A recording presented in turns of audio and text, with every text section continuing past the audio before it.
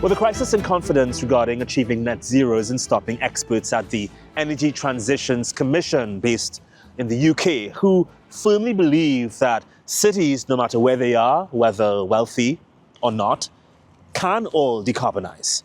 The buildings and construction sector is pretty tough topic. They account for about 37% of global emissions, huge number. And we know there's appetite to identify best practice and fund decarbonisation efforts. What do you see as the biggest challenge of that?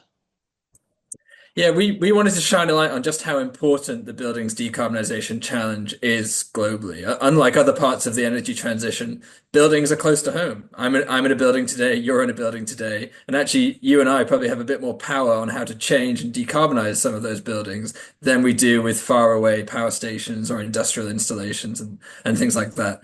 But because of that, it is one of the most challenging sectors to decarbonise. This involves convincing millions or billions of people to change behaviors, to buy new technologies, and ultimately to do things that they may not be considering, unlike in other parts of the global energy transition. But the good news we have is we think there's a lot of cost-effective technologies that consumers and people can embrace in order to accelerate buildings decarbonisation. But the interesting thing about the building story again is it's different depending on where we are in the world. The technologies that I could use or introduce where I am today in the United Kingdom are very different to the ones that you might be using, for example. And that's where we really focus and try and put it all together in this report on what is the relative role of which type of technologies in which regions, and what does that mean for the local energy transition in that region. Yeah, you're right. I mean, I'm guessing only wealthy countries can afford to really bring down their construction emissions by insulating their power plants or really taking advantage of the carbon credit system. Do you have any recommendations for the global south? Because you kind of brought that up a bit. Well, interestingly, in the global south, there's no heating challenge in many global south countries. It's all about cooling, and cooling tends to be cheaper than heating overall. The good thing about cooling is where it's powered through air conditioning, it's already powered through electricity, and clean electricity through wind and solar projects, for example, or wind and solar with batteries, is cheaper than fossil fuel electricity in the vast majority of the world, including in the global south.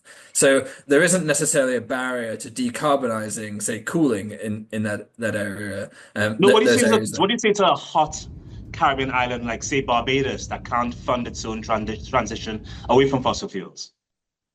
Well, increasingly, there's a lot of promise in low carbon technologies, and I think that the growth in energy that Barbados will be experiencing can be met through solar power and batteries, for example. In fact, in countries like Barbados, most houses or properties will be able to be almost fully powered by cheap solar, cheap batteries. I mean, it is worth just reflecting on how quickly the cost of those technologies are coming down. In the 35 years up until 2020, the cost of solar power went down 90%. Since 2020, it's down another 90%.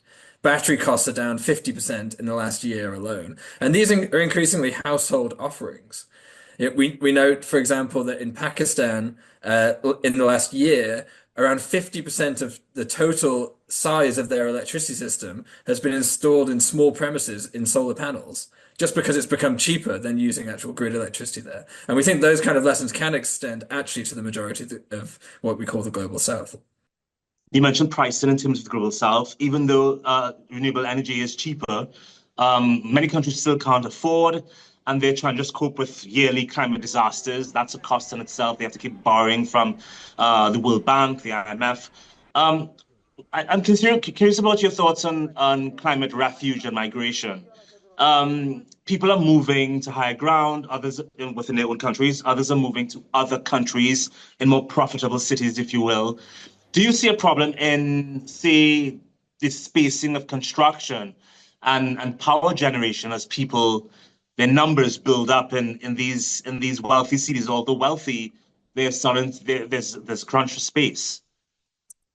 It's a great question, and one that's not talked about enough in the climate space. I think last year saw the world reach 1.5 degrees of global warming already. And that, as a reminder, is the world's agreed target to limit warming to.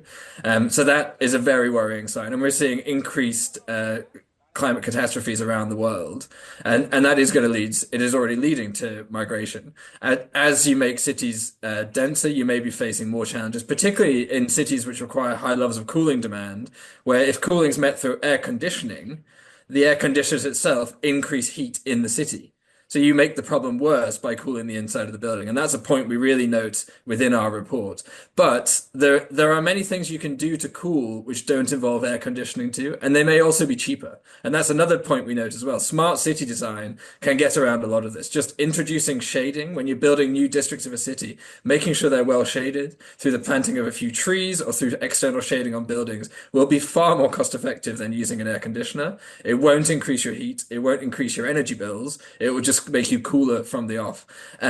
Painting roofs white, for example. I think most countries at least can afford tins of white paint. Can also be very cost effective and more cost effective than air conditioning. So it's certainly an increasing problem and certainly the one that the world needs to focus on. But there are many solutions when you look beyond the obvious ones, such as air conditioning and things like that. And in a way, that does give me reason for optimism that some of those challenges can be addressed, even though we live in these challenging times. Based on your research at Energy Transitions Commission, and based on everything you've learned about the global North and South, can you give an estimate year when you think the world will, everyone on the planet, all 8 billion people, well, not 8 billion, many are kids, but the vast majority of us are at a place where we live and work can at least offset its emissions? Do you see this in decades, centuries? When do you see this happening? The focus of our work is at the Energy Transitions Commission is on the world achieving net zero emissions. So close to zero emissions with anything else offset by mid-century. And we think that is possible in every country. Some countries which will be much further ahead than that. For example, the UK, where I sit today, is aiming to have a zero carbon electricity system in 5 years' time. Many rich countries will be able to afford to do that. And the lessons and innovation spillovers from countries doing that will extend broadly to the rest of the world as well. And we're seeing that with solar power, we're seeing that with batteries, we're seeing that with electric vehicles already being cost effective in the majority of the world's markets. So we are very optimistic about that. There are other more difficult sectors which will take more time.